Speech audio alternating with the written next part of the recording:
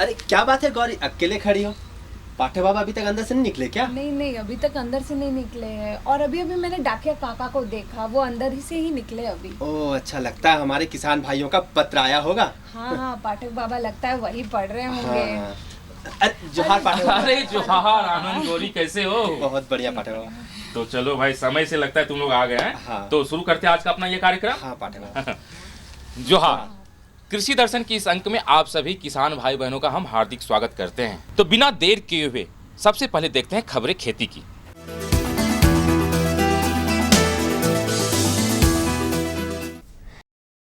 नमस्कार, कृषि समाचार में आपका स्वागत है। मैं हूं अरविंदर सिंह देओल। आइए देखते हैं आज कृषि समाचार में क्या है खास। राज्य के कृषकों को मिल रहा है अनुदानित दर पर संकर बीज। अपने खेतों को स्वच्छ रखकर हम हो सकते हैं लाभान्वित। एक साथ बहुत सारे काम करता है पावर टीलर। राज्य के कृषकों के कल्याणार्थ कृषि निदेशालय द्वारा चलाई जा रही योजनाओं में एक महत्वपूर्ण योजना है अधिसूचित संकर बीज वितरण योजना। इस योजना के तहत धान, मक्का, ज्वार, सरसों एवं सूर्यमुखी के संकर बीज सूचीबद्ध कंपनी के अधिकृत विक्रेता द्वारा अनुदानित दर पर दिए जाने का प्रावधान है। राज्य के किसानों को संकर बीजों के प्रति प्रोत्साहित करने एवं खाद्यान्न उत्पादन में वृद्धि के उद्देश्य से कृषि निदेशालय राज्य में अधिसूचित संकर बीज वितरण योजना चला रही है। इस योजना के माध्यम से सूचीबद्ध कंपनी के अधिकृत विक्रेता द्वारा धान, मक्का एवं ज्वार के संकर बीज 50 रुपए, सरसों के संकर बीज 150 रुपए और सूर्यमुखी के संकर बीज 130 रुपए प्रति किलो की दर से अधिकतम 6 किलो दिए जाएंगे। स्वच्छता हमारे लिए बहुत महत्वपूर्ण है। हम अपने शरीर को, घर के आसपास को और अपने गांव शहर को स्वच्छ रखते हैं ताकि हमारे मन और तन दोनों स्वस्थ रहें। किसान भाइयों, आप सोच रहे होंगे कि खेती बाड़ी के कार्यक्रम में स्वच्छता की बात कैसे हो रही है। जी हां, आज के अंक में हमारे कृषि विशेषज्ञ हमारे खेतों में स्वच्छता कैसे रखें और इससे क्या लाभ हैं, इसकी जानकारी दे रहे हैं। किसान भाइयों, आजकल जो है अपने पूरे देश में जो है स्वच्छता अभियान चल रहा है। ये स्वच्छता अभियान सिर्फ सड़क या गांव या ऑफिसों के लिए नहीं है, ये हमारे गांव तक जाना चाहिए, गली मोहल्ले तक और अपने खेत तक जाना चाहिए। किसान भाई, स्वच्छता का सबसे बड़ी चीज़ होती है कि हम गंदगी कम करें। और गंदगी कम करने का ये है कि हमारे यहाँ जो खेत में या खेत के किनारे मेड़ पर जो भी घास फूस होता है, खास करके अपने यहाँ फुटूस होता है या जो है जो जंगली जो है जो ये पत्तियाँ गिर जाती हैं, इसको लोग क्या करते हैं, उसको जला देते हैं। उसको जलाना नहीं चाहिए।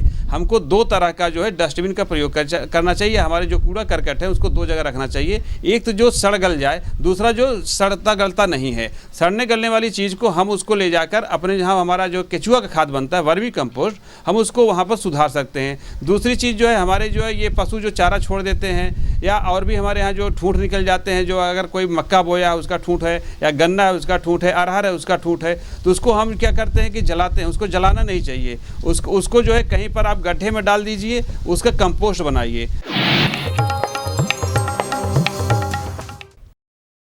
आने वाले फरवरी माह में राज्य के किसान गन्ने की बुआई बसंतकालीन फसल के रूप में कर सकते हैं। राज्य के वातावरण में गन्ने की अच्छी उपज पाने के लिए BO 147 नामक गन्ने की उन्नत प्रभेद बेहतर मानी जाती है। झारखंड की मिट्टी एवं जलवायु के लिए गन्ने के उन्नत प्रभेदों में BO 147 बेहतर मानी जाती है। यह प्रभेद लाल विगलन रोग रोधी होने के साथ ही सभी प्रकार की मिट्टियों के लिए उपयुक्त होती है और सूखे एवं जल जमाव दोनों परिस्थितियों को सहने की क्षमता से युक्त होती हैं। प्रति हेक्टेयर 35 से 36 हजार 3 आंखों वाला टुकड़ा बीज के रूप में बुआई कर एवं उचित कृषि कार्यों को करके लगभग 1000 क्विंटल गन्ना प्राप्त किया जा सकता है। राज्य में ठंड अपने चरम स्थिति में है। ठंडी हवाओं के साथ साथ कभी कभी बारिश भी हो जाती है। मौसम की ऐसी अव्यवस्था के कारण आलू की फसल को काफी नुकसान पहुंचता है।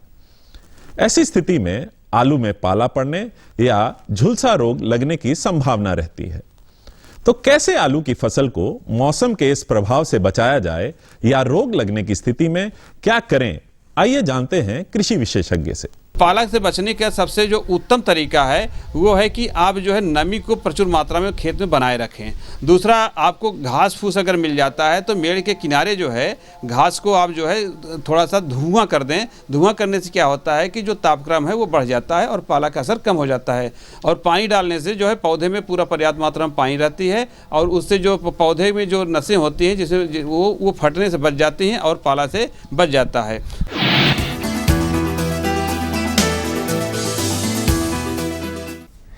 किसी भी फसल को लगाने के लिए सबसे पहले खेत की तैयारी करनी होती है।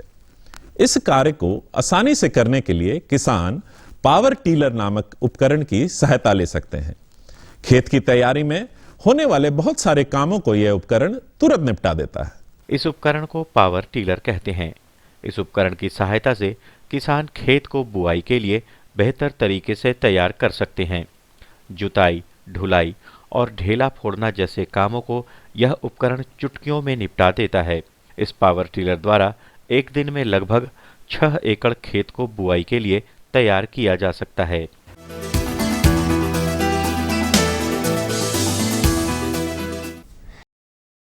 कृषि समाचार में अब बारी है सफल किसान से मिलने की। तो आइए मिलते हैं एक सफल किसान से और जानते हैं सफलता की मंजिल उन्होंने कैसे पाई।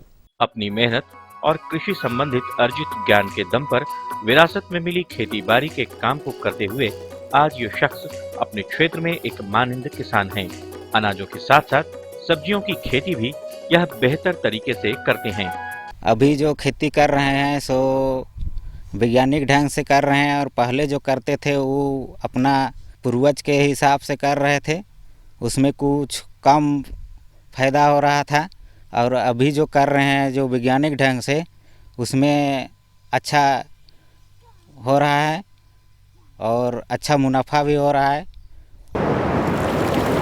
और अब एक नजर राज्य के कुछ प्रमुख शहरों के मौसम के मिजाज पर।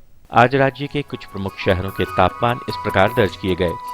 रांची अधिकतम 25 डिग्री सेल्सियस और न्यूनतम 11 डिग्री सेल्सियस। देवघर अधिकतम 23 डिग्री सेल्सियस और न्यूनतम 10 डिग्री सेल्सियस। गोड्डा अधिकतम 23 डिग्री सेल्सियस और न्यूनतम 10 डिग्री सेल्सियस। कोडरमा अधिकतम 21 डिग्री सेल्सियस और न्यूनतम 7 डिग्री सेल्सियस। चाईबासा अधिकतम 25 डिग्री सेल्सियस और न्यूनतम 13 डिग्री सेल्सियस। और हजारीबाग का तापमान अधिकतम 24 डिग्री सेल्सियस और न्यूनतम 9 डिग्री सेल्सियस रहा।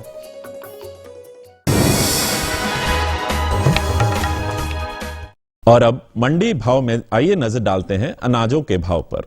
आज राज्य की प्रमुख खाद्यान्न मंडियां हल्के उतार चढ़ाव के साथ सामान्य रहीं। इनमें कमोबेश नरमी का ही रुख रहा। उधर सब्जी मंडियों में नरमी है। खरी सब्जियों की बाजार में अच्छी आवक से मूल्यों में ये नरमी है। आज भी के कुछ प्रमुख अनाजों के भावों पर नजर डालें तो इस प्रकार रही। चावल मध्यम न्यूनतम 2200 रुपए से लेकर अधिकतम 2600 रुपए। चावल उत्तम न्यूनतम 2500 रुपए से लेकर अधिकतम 4200 रुपए। गेहूं न्यूनतम 1400 रुपए से लेकर अधिकतम 1700 रुपए। दाल अरहर न्यूनतम 5600 रुपए से लेकर अधिकतम 6900 रुपए। दाल मसूर न्यूनतम 4400 रुपए से लेकर अधिकतम 5600 रुपए। दाल चना न्यूनतम 3400 रुपए से लेकर अधिकतम 4800 रुपए। चीनी न्यूनतम 3400 रुपए से लेकर अधिकतम 3600 रुपए। आलू न्यूनतम 800 रुपए से लेकर अधिकतम 1200 रुपए और प्याज न्यूनतम 1800 रुपए से लेकर अधिकतम 2000 रुपए प्रति क्विंटल रहा। कृषि समाचार में आज इतना ही। अगले दिन अगले अंक में फिर मुलाकात होगी कुछ ताजा तरीन खबरों के साथ। तब तक दीजिए इजाजत। नमस्कार, जोहार।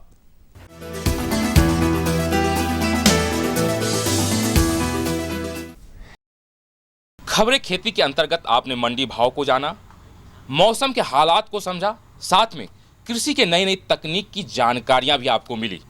तो जानकारियों का ये सिलसिला आगे भी चलता रहेगा, लेकिन फिलहाल वक्त हो चला है एक छोटे से विराम का। ये लो और बताओ। बस। अरे ये क्या भैया जी, बस इतनी सी रासायनिक खाद? किसानी छोड़ रहे हो क्या? किसानी नहीं, नादानी छोड़ रहे हैं। मिट्टी की जांच कराई है। अब तो लाला जी जितनी जरूरत है उतने ही उर्वरक खेत में डालेंगे। हाँ, किसान भाई आज ही अपने जिले की नजदीकी भूमि परीक्षण प्रयोगशाला में मिट्टी की जांच जरूर करवाएं और मिट्टी में पोषक तत्व, नमी व पौधे के विकास को देखते हुए केवल जरूरत के अनुसार ही पोषक तत्व डालें। और हाँ, मिट्टी में गंधक, जस्ता, बोरोन जैसे सूक्ष्म पोषक तत्वों का पता लगाना भी न भूलें। उर्वरक और जैविक खाद के सही उपयोग से भूमि का उपजाऊपन बनाए रखें, उत्पादकता बढ़ाएं, खर्चा घटाएं और बहुमूल्य विदेशी मुद्रा बचाने में भी सहयोग दें। और हाँ, धीमी गति से नाइट्रोजन उपलब्ध कराने वाले उर्वरकों जैसे नीम लेपित यूरिया को प्राथमिकता दें और यूरिया का पत्तों पर छिड़काव करें। अरे वाह, तू तो सचमुच समझदार हो गया रे। अधिक जानकारी के लिए संपर्क करें जिला कृषि अधिकारी या किसान कॉल सेंटर। विराम के बाद आप सभी किसान भाई बहनों का कृषि दर्शन की संख्या में फिर से स्वागत करते हैं। पाठक बाबा, हमारे किसान भाइयों ने अपने पत्र के माध्यम से क्या पूछा है? किस बारे में जानकारी मांगी है? हाँ पाठक बाबा, हमारे अधिकांश किसान भाई 2 महत्वपूर्ण जानकारी के बारे में पूछा है। 2 महत्वपूर्ण जानकारी, वो कौन कौन से है पाठक बाबा? सबसे पहला है गेहूं की सामयिक देखभाल। अच्छा, सही में इसकी बहुत आवश्यकता है किसान भाई बहनों को। इसकी जानकारी हम दिलवाते हैं अपने विशेषज्ञ डॉक्टर बीके सिंह जी से, और जिनसे बातचीत करें हमारे सहयोगी संजय कुमार सिंह। झारखंड की जलवायु में गेहूं फसल की अत्यधिक पैमाने पर खेती की जानकारी, कृषि तकनीकों की जानकारी और विशेषज्ञों की सलाह अपनाकर खेती करने से किसानों को बहुत अधिक लाभ पहुंचाता है। खासकर उन्नत प्रभेदों की जानकारी, सिंचाई की महत्ता और उर्वरकों का प्रयोग कब और कैसे करना चाहिए। आमतौर पर गेहूं फसल के खेत में खरपतवार की समस्या आम है। इसका नियंत्रण अगर सही वक्त पर ना किया जाए तो हमारे अनाज को काफी नुकसान होता है और उत्पादन क्षमता भी घट जाती है। इन्हीं सब से बचने के लिए कृषि विशेषज्ञ किसानों को सलाह देते रहते हैं कि अगर खेत में खरपतवार आ गए हैं तो जैविक के साथ साथ रासायनिक कीटनाशकों का प्रयोग लाभदायक रहता है। साधारणतः गेहूं के फसल में 2 तरह के खरपतवार लगते हैं, जिनमें चौड़ी पत्ती वाली, जिसे बथुआ भी कहते हैं, और दूसरी गुल्ली डंडा नामक 2 तरह के खरपतवार हमारे फसल को नुकसान पहुंचाते हैं। चौड़ी पत्ती वाली खरपतवार के लिए अगर हम रासायनिक कीटनाशकों का प्रयोग करते हैं तो हमें बहुत सारी बातों का ध्यान रखना जरूरी होता है। जैसे किसान दवा का छिड़काव करने के लिए नेप्से स्प्रेयर का प्रयोग कर सकते हैं। दवा का घोल बनाते समय कभी भी खुले हाथ का प्रयोग ना करें। ड्रम में पूरी तरह से पानी नहीं भरना चाहिए, क्योंकि दवा के घोल से ड्रम में गैस बनता है। जब भी दवा का छिड़काव करें, ध्यान रखें कि मौसम खुला होना चाहिए और हवा तेज ना हो। चौड़ी पत्ती वाले खरपतवार के लिए 2,4-D नामक रासायनिक कीटनाशक 625 ग्राम प्रति हेक्टेयर उपयोग करना लाभदायक रहता है। आपके खेत में खरपतवार मतलब जो घास फूस, गेहूं के अलावा जो भी आपके खेत में जो भी पौधा हुआ है वो खरपतवार हुआ। तो जो किसान भाई खरपतवार नियंत्रण करना चाहते हैं, जिनके खेत में ज़्यादा खरपतवार है, वो कुछ जो है दवा होती है। खास करके अगर चौड़ी पत्ती का है, जिसको बथुआ कहते हैं, हमारे गेहूं में ज़्यादा मिलता है, तो बथुआ का नियंत्रण करने के लिए किसान भाइयों एक दवा है 2,4-D, उसका नाम है 2,4-D। 2,4-D दवा जो है ये 625 ग्राम प्रति हेक्टेयर की दर से ये दिया जाता है। मतलब 1 हेक्टेयर देने के लिए 625 ग्राम दवा की ज़रूरत है। और सबसे पहले आप जो है इसको एक दवा छिड़कने वाली मशीन ले लीजिए। अगर जो पीछे हमारे पीठ पे रख के जो हाथ से चलाते हैं, नैपसेक स्प्रेयर बोलते हैं, अगर वो उससे आपको छिड़काव करना है तो 1 हेक्टेयर में करीब 600 लीटर पानी लगता है। तो आप एक बड़ा ड्रम ले लीजिए। आप खेत के हिसाब से जितना भी आपको दवा की ज़रूरत है, 2,4-D की ज़रूरत है, तो आप उसको पहले कर लीजिए। पानी कितना लगेगा उसी हिसाब से, अगर 1 एकड़ आपका है तो करीब 250 लीटर पानी लगेगा। और अगर जो है दवा चाहिए तो करीब आप समझिए कि 200-250 ग्राम जो है दवा भी चाहिए आपको। वो इकट्ठा कर लीजिए एक ड्रम में। सबसे पहले दवा को एक छोटे से जो है मग है 2-3 लीटर पानी में अच्छी तरह से घुला लीजिए। उसके बाद आप ड्रम में जितना पानी है उसमें पूरी दवा को डाल दीजिए और लकड़ी से उसको चलाइए, हाथ से नहीं चलाएंगे। और फिर जो आपकी नैपसेक की स्प्रेयर है उसमें दवा डालेंगे, दवा और पानी के साथ मिला के डालेंगे। सबसे बड़ी बात यह कि आप पानी जो है पूरा नहीं भरेंगे, क्योंकि उसमें गैस बनने के लिए 1 लीटर पानी कम से कम डालेंगे। दूसरा खरपतवार गुल्ली डंडा के लिए आइसोप्यूटोरान 1.5 kg प्रति हेक्टेयर, जो कि फसल के 30 से 35 दिन की सिंचाई के बाद फसलों पर प्रयोग करना फायदेमंद रहता है। जब यह दोनों खरपतवार फसल को बर्बाद करने लगे, तब सल्फासल्फरान नामक रासायनिक कीटनाशक का सावधानी पूर्वक फसलों पर छिड़काव करने से हम इन खरपतवारों से नियंत्रण पा सकते हैं। जिन किसान भाइयों को जो गुल्ली डंडा हो जाता है, खरपतवार का नाम है, जो कि गेहूं जैसे ही होता है और वो पता लगता है जब गेहूं में बाली निकलने आती है, तो एक दवा है आइसोप्रोट्यूरान। आइसोप्रोट्यूरान नामक दवा जो है वो करीब 1.5 किलोग्राम प्रति हेक्टेयर की दर से वो छिड़काव किया जाता है और इसके लिए भी पानी की वही मात्रा है और पहली सिंचाई के बाद ही 30-35 दिन के अंदर ही इसका छिड़काव करना चाहिए। एक चीज़ यहाँ हम और कहना चाहेंगे, जिन किसान भाइयों के खेत में दोनों खरपतवार है, पतली पत्ती वाली, चौड़ी पत्ती वाली, तो उसके लिए सल्फा सल्फ्यूरान नामक एक दवा आती है जो कि ये एक सैसे में मिलता है। ये 13 ग्राम का होता है और उसके साथ एक जो है ये आधा लीटर का एक जो है ये एक सॉल्वेंट होता है। तो किसान भाइयों को ये चाहिए कि ये जो 13 ग्राम का सैसे है, इसको जो है 1 एकड़ के लिए ये दवा होती है। सबसे पहले एक 2 लीटर पानी में इस सैसे को डालकर उसको घुलो लेते हैं। खेत की तैयारी के समय खेत का चुनाव करना अत्यंत महत्वपूर्ण है। उसके बाद खेत में उर्वरकों का संतुलित मात्रा में प्रयोग हमारे फसल को स्वस्थ बनाए रखने में मदद करता है। मिट्टी की उर्वरा शक्ति बनाए रखने में गोबर खाद, जैविक खाद का प्रयोग फायदेमंद रहता है। अजोटोबैक्टर द्वारा बीज उपचार करने से हमारे फसल प्राकृतिक रूप से हवा में मौजूद नाइट्रोजन का प्रयोग करते हैं। इसके अलावा पीएसबी कल्चर द्वारा मिट्टी में मौजूद फास्फोरस को घुलनशील बनाते हैं। आमतौर पर 30 केजी नाइट्रोजन प्रति हेक्टेयर और 80 केजी यूरिया प्रति हेक्टेयर क्रॉप ड्रेसिंग के रूप में गेहूं के खेत में प्रयोग करने से हमारे फसल में अच्छा उत्पादन होता है। इन्हीं सब वैज्ञानिक तकनीकों को अपनाकर गेहूं फसल से हम अच्छा लाभ कमा सकते हैं। किसान भाई, जैविक उर्वरक का जो है काफी प्रकोप इस समय चल रहा है, काफ़ी उसका प्रयोग किया जा रहा है। जैविक उर्वरक में खास करके हमारा जो नत्रजन, जो हवा में नत्रजन है, उसको कुछ जो है जैविक चीज़ें होती हैं जो कि पौधे को रूट के माध्यम से, जड़ के माध्यम से पौधे को देती है हवा से नत्रजन लेकर, जैसे अजोटोबैक्टर है जी।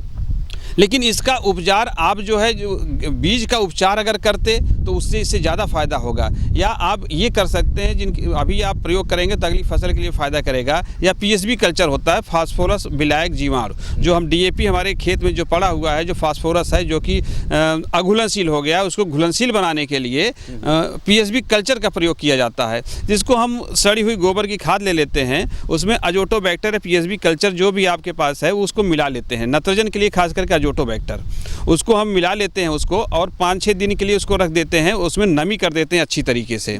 तो जो भी ये पूरा कल्चर तैयार हो जाता है और आप उसको जो है खेत में बिखेर देते हैं। ये क्रिया करनी चाहिए जब खेत की तैयारी कर रहे हैं। तो इस समय हमको प्रयोग करने से ज़्यादा फायदा नहीं, इस समय हम यूरिया का ही प्रयोग करेंगे तो वो फायदा होगा, और प्रति हेक्टेयर की दर से 30 किलोग्राम नत्रजन।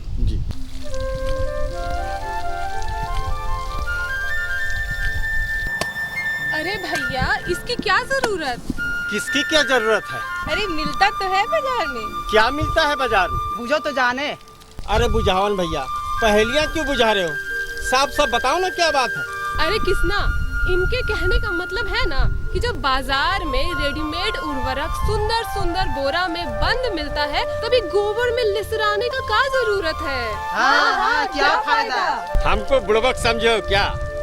ज्यादा रासायनिक खाद का प्रयोग हमारे खेत को बंजर बना देता है, इसलिए हम अपने खेत में ज्यादा से ज्यादा जैविक खाद का प्रयोग करते हैं। आप भी अपने खेत में जैविक खाद का प्रयोग करें। आशा है आज की इस जानकारी से हमारे किसान भाई बहन जरूर लाभ उठाएंगे, है ना किसान भाइयों? इसमें कोई शक नहीं है आनंद भैया। अच्छा पाठक बाबा, वो दूसरी महत्वपूर्ण जानकारी के बारे में भी बता दीजिए जो हमारे किसान भाइयों ने पत्र के माध्यम से पूछा है। देखो, वो दूसरी जानकारी जिसके बारे में उन्होंने पूछा है वो है अरहर में लगने वाले कीट रोग और उससे कैसे बचाव करें। पाठक बाबा, जब मैं अपने घर से आ रही थी तो मेरे बाबा ने भी यही प्रश्न पूछा था। चलो, इसकी जानकारी के लिए हम तुम्हें मिलवाते हैं अपने विशेषज्ञ मनीष कुमार जी के पास, जो विस्तार से हमें जानकारी दे रहे हैं। किसान भाइयों नमस्कार, कृषि दर्शन के इस कार्यक्रम में आपका स्वागत है। किसान भाइयों, कृषि दर्शन की टीम आज कृषि विज्ञान केंद्र जयनगर कोडरमा आई हुई है, जहां आज हम बात करेंगे अरहर फसलों में लगने वाले रोग, कीट एवं उसके बचाव के बारे में। इस विषय पे जानकारी देने के लिए आज हमारे साथ हैं यहीं के वैज्ञानिक श्री मनीष कुमार जी। आइए इनका स्वागत करते हैं। मनीष जी, आपका हमारे इस कार्यक्रम में स्वागत है। धन्यवाद। मनीष जी, सबसे पहले आप हमारे किसान भाइयों को बताएं कि अरहर की फसलों में प्रमुख कौन कौन से रोग एवं कीट होते हैं जिसका निदान हमारे किसान भाई कर सकें। किसान भाइयों को मेरा नमस्कार। जैसे आप जानते हैं कि जो है हमारे झारखंड और कोडरमा में उपजाई जाने वाली प्रमुख जो है दलहनी फसलों में से एक जो है अरहर है। अरहर अमूमन सारे किसानों के यहाँ थोड़ा कम या ज़्यादा लगता है। तो इसमें जो सबसे प्रमुख जो है हम लोग देखते हैं कीट जो लगता है, उसमें जो है पहला कीट जो है पॉड फ्लाई। ये क्या करता है कि जो पौधे में जो है फली बनना शुरू होता है तो उसमें जो इसके जो मैगट होते हैं, इसका जो कीड़ा होता है उसमें अंडा दे देता है। जैसे जैसे फली बढ़ता है वैसे वैसे उसका जो मैगट भी बढ़ता है और बाद में क्या करता है उसके अंदर जो बीज होता है उसको खा के वो उस छेदा बना के निकल जाता है ये मैगट इसका। तो इसके निदान के लिए हम लोग क्या करते हैं, इंडोसल्फान जो है एक दवा आती है या मोनोक्रोटोफॉस, उसका 2 ml प्रति लीटर पानी में छिड़काव करते हैं। इसके साथ ही एक और दूसरी जो है प्रमुख कीट है जो अरहर में लगती है, वो फली छेदक है। क्या करता है, इसका जो कैटरपिलर होता है वो पहले जो कोमल कोमल पत्तियों को खाता है, जब फूल बनने लगता है तो फूल का रस चूसता है। उसके बाद जब इसके फली बनने लगते हैं तो फल के जो है रस को चूसने लगता है। इससे क्या होता है कि हमारा उत्पादन जो है बहुत घट जाता है। इसके निदान के लिए हम लोग क्या करते हैं, जो है मोनोक्रोटोफॉस या जो है मिथाइल डेमेटोन का जो है डस्ट हम लोग जो है का छिड़काव 10 दिन के अंतराल पे करते हैं। इसके साथ ही और हम लोग कीट देखते हैं कि जो है स्पॉटेड पेंटेड बग, जिसके देखते होंगे कीट कुछ ऐसे ऐसे होते हैं जिसके जो है शरीर पे जो है लाल और काला धब्बे रहते हैं, उसी को हम लोग कहते हैं पेंटेड बग। ये क्या करता है कि जो पत्तियों को जो है और डंठलों को खाता है और पौधे को कमज़ोर बना देता है, जिसके कारण उपज कम हो जाता है। इसके लिए किसान भाई क्या करें, जो क्विनोल फॉस का जो है या न्यूऑन का जो है 2 से 2.5 ml प्रति लीटर पानी में छिड़काव करें, इससे ये निजात पा सकते हैं। इसके साथ ही जो है यदि कुछ किसान भाई जो है कीड़ों से निजात पाने के लिए जो है अंतर फसलीय का भी इस्तेमाल कर सकते हैं। जैसे क्या करें कि जो है जहाँ अरहर का खेती कर रहे हैं उसके किनारे किनारे 4 से 5 लाइन जो है सोरगम जौ का या मक्का का यदि वो लाइन डाल देंगे तो बाहर से आने वाले कीटों का प्रकोप कम होगा। क्योंकि कीटों का जो है ऑफ सीजन में जैसे वो क्या करते हैं, जो हमारे मेड़ में घास फूस या जो बाउंड्री में रहता है उसमें वो अपना अंडा और उसके जो कैटरपिलर ये सब जो है निवास करते हैं। तो यदि उनका भी साफ़ सफाई कर दिया जाए तो हमारे जो इसका प्रकोप जो है कम हो जाता है। इसके साथ ही जो है हम लोग जो है जो है NPV nuclear poly hidrosis virus आता है, इसका जो है एट रेट जो हम लोग कहते हैं 350 ml प्रति हेक्टेयर के दर से जो है इसका इस्तेमाल करके हम लोग जो है इन कीटों से निजात पा सकते हैं। इसके साथ ही एक और जो है अभी रिसेंट में दवा आता है जो है NSKE, इसका 5% जो है हम लोग छिड़काव करके इन कीटों से जो है निजात पा सकते हैं। इसके साथ ही जो यदि फसल चक्र जो है हम लोगों को अपनाना ज़रूरी है। फसल चक्र अपनाने से क्या होता है कि जो एक तरह के लगभग कीड़े जो है एक फसल में आते हैं और अलग अलग कीड़े अलग अलग फसलों में आता है, तो उनका जो है एक साल से दूसरे साल जो है वो जा नहीं पाते हैं। इसके साथ ही हम लोग गर्मी में जो है गहरी जुताई करके भी उनके अंडे और उनके कैटरपिलर से जो है हम लोग मार सकते हैं। मनीष जी, ये तो बातें आपने बता दी कीट के बारे में। अब बात आती है रोग। तो अरहर फसलों में कौन कौन से रोग लगते हैं और इसका निदान किस प्रकार हमारे किसान भाई करेंगे? जो हमारे यहाँ देखने को आया है कि जो कोडरमा या पूरे झारखंड की बात करें तो उकठा सबसे प्रमुख जो है रोग है, ये फफूंद से होता है। इसमें क्या होता है कि जब पौधे हम लगाते हैं, पौधे जब बढ़ना शुरू करते हैं ये तो मिट्टी में बढ़ना शुरू करता है इसके फफूंद, और बाद में जो है पौधे जो है सूख जाते हैं। तो इसके लिए क्या सबसे जो है कारगर उपाय होता है कि जब बीज आप लगा रहे हों उसी समय जो है कार्बेंडाजिम या बेविस्टिन नामक जो है दवा से जो है 3 ग्राम प्रति केजी के दर से जो है उसको उपचारित करके लगाएं, या जो है ट्राइकोग्रामा से जो है उपचारित करके लगाएं।